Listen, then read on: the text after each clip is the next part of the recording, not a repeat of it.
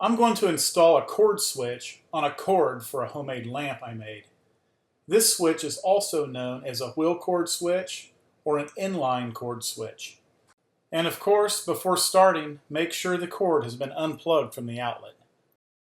Next, take note of the anatomy of the cord. This plug has a wide terminal and a narrow terminal.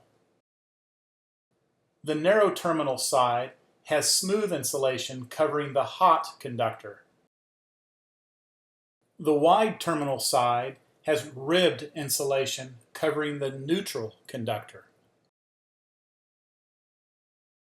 Choose a location on the cord where you want the switch and lay it on a cutting board or some scrap lumber. Take the cord switch and completely loosen the assembly screw. Once loose, the switch can be split apart.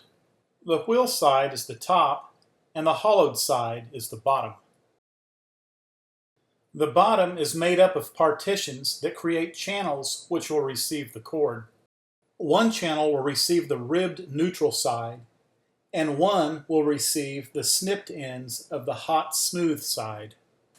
Next, make a slit the length of the switch, separating the neutral and hot wires. With each side well separated, take some wire cutters and snip the smooth hot wire in the middle of the split. With your thumbs, bend the snipped ends away from each other and inspect the insulation.